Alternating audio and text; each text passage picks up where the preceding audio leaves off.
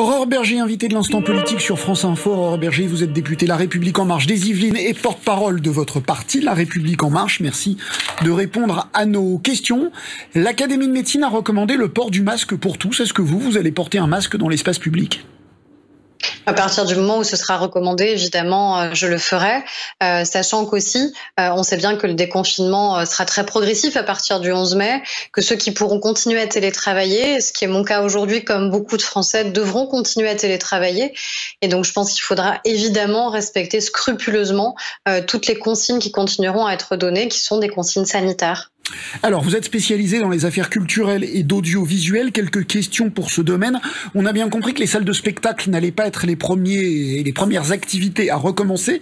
Est-ce que vous avez des craintes pour l'économie du spectacle en France ?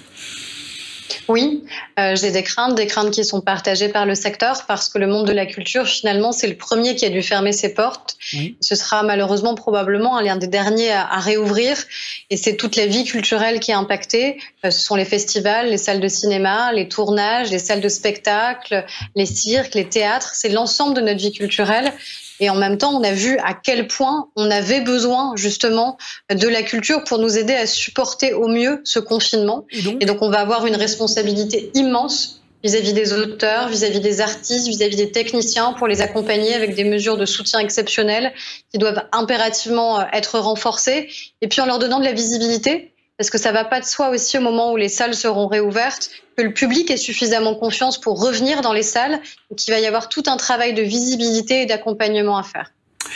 Le confinement favorise la consommation d'écrans, si je puis dire, de séries par exemple. Je crois que vous n'êtes pas la dernière à en regarder, moi non plus d'ailleurs, et surtout des plateformes. Est-ce que la loi dont vous êtes rapporteuse va arriver à limiter l'importance de cette plateforme et de ces plateformes, et si oui, comment ?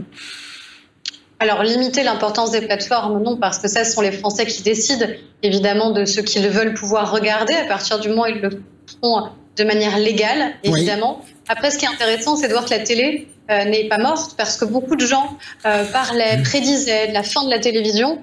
Et on voit bien que dans cette période de confinement où on a été en concurrence entre la télévision et les plateformes, bien les télévisions n'ont jamais fait autant d'audience, même si malheureusement leurs recettes publicitaires se sont effondrées et il faudra aussi que des mesures spécifiques soient prises.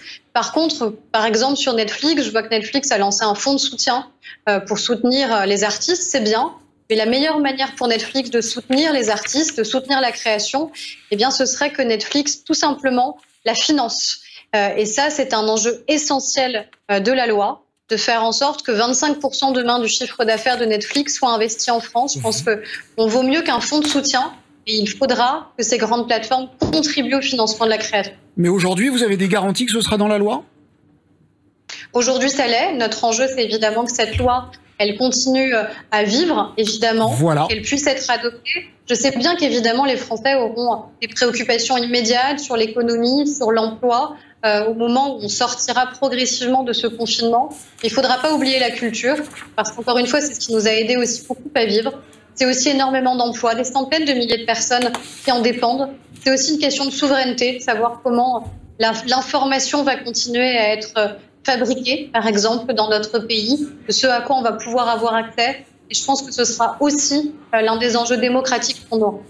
Alors, enjeu démocratique, justement, chacun, et c'est heureux, commence à réfléchir au monde d'après. Et dans la majorité, on sent un espèce de tropisme vers des solutions plus sociales, plus social-démocrates, je vais dire un gros mot, plus de gauche. Est-ce que vous pensez que ce serait une erreur ? Déjà, c'est pas un gros mot, je vous rassure. Ensuite, je pense qu'on aura évidemment une urgence. L'urgence, elle va être économique, elle va être sociale. L'exemple, par exemple, de la réouverture des écoles, c'est à la fois évidemment une décision éducative, mais c'est aussi une décision sociale, parce qu'on voit bien qu'il y a un décrochage scolaire dans malheureusement beaucoup trop de familles, parce qu'on voit bien aussi qu'il y a des souffrances tout simplement aussi terre à terre, j'allais dire, que le fait de pouvoir s'alimenter correctement dans un certain nombre de familles, parce que vous n'avez plus la cantine. Donc c'est ça aussi qu'il faut prendre en compte dans toutes les décisions qu'on aura. C'est à la fois une dimension économique et sociale, la lutte évidemment contre les inégalités. Alors je ne sais pas si on sera vraiment encore une fois sur prisme de gauche ou de droite. Je pense que c'est juste des mesures. Alors je vais vous poser des questions. Votre collègue Olivia Grégoire, par exemple, députée LaREM de Paris, dit il faudra donner l'exemple et limiter les salaires des grands patrons. Vous êtes pour, vous êtes contre ? Moi, je suis pas pour. Je pense que le sujet, il n'est pas là. Je pense par contre que la question des dividendes, elle a été évidemment posée. Et ça, c'est évidemment extrêmement important. Après, je suis pas pour la limitation des salaires parce que je pense qu'on a besoin à la fois d'avoir des gens qui sont rémunérés au regard aussi des risques qu'ils peuvent.